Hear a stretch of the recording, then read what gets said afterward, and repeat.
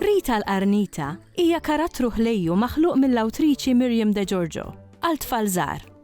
It-tim tagħna ltaqa' ma' Miriam li qasmet magħna xi punti dwar il-karattru żviluppat bl-appoġġ tal-Aġenzija Nazzjonali tal-Litteriżmu. Dejjem xtaqt li nikteb ktieb għat-tfal iż-żgħar u minn hemmhekk xtaqt li nikteb storja għalkemm hija sempliċi iżda li nikteb xi kliem li pjuttost ikun ġdid għal dik l-età, bħal meta nirreferu għal saqajn il-qarnita aħna ngħidulhom tentakli. L-idea tal-istorja peress li aħna Maltin aħna mdawrin bil-baħar, iżda ftit niftakru li taħt il-baħar hemm dinja oħra. U għalhekk ħloq żewġ karattri differenti li huma l-qarnita u l-lampuka. Mela l-istorja hija fuq lampuka u qarnita. U li hawnhekk f'din l-istorja jibdew jilagħbu noli biex bekk it-tfal ikun jistgħu jirrelataw l-istorja ma' kuljum. Jiena fl-istorja daħħalt sitwazzjoni fejn il-qarnita titfallinka u hemmhekk l-edukatur jew min kien qed jaqra l-istorja jista' jieħu spunt u jagħti iktar spjegazzjoni fuq il-qarnit u fuq il-ħut li nsibu fl-ibħra Maltin. F'din l-istorja wkoll insibu li l-lampuka teħel qalb il-ħaxix. U avolja il-qarnita hija mollusk u l-lampuka hija ħuta, xorta waħda ma sabu l-ebda problemi li jgħinu l-xulxin.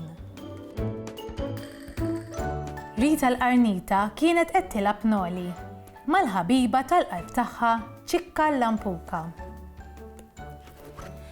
Waqt li ċikka kienet bajnejha magħluqa tot in-numri 1, 2, 3, Rita l-qarnita marret tistaħba f'waħda mill-ħofor tal-blat.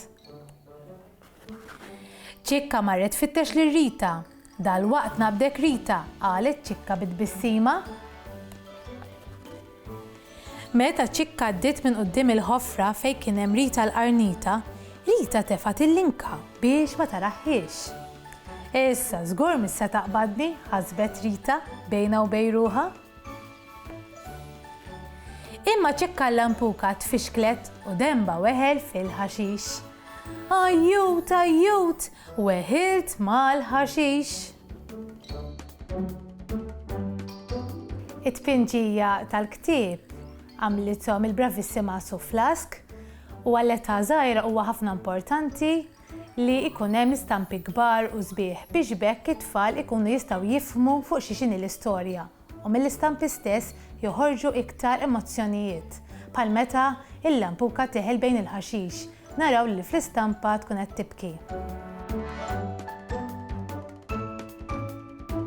Rita l-qarnita baqgħet mistoħbija għax ħasbet li ċikka qed tiċċajta. Wara ftit Rita ħarġet mill-ħofra, rat lil ċikka mwaħla, ġejja ngħinek qaltilha Rita.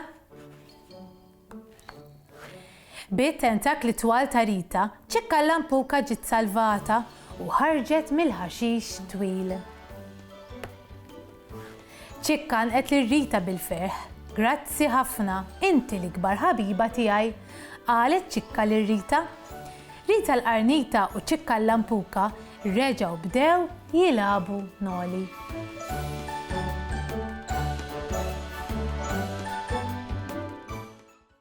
Il-Sinna jixtieq jirringrazzja lill-Aġenzija Nazzjonali tal-Litteriżmu, lill-Kunsill Malti għall-Arti u l-Kultura, lill-Ministeru għall-Edukazzjoni u x-Xogħol, lill-Kunsill Nazzjonali tal-Ilsien Malti u lid-Dipartiment tal-Malti fil-Fakultà tal-Arti l-Università.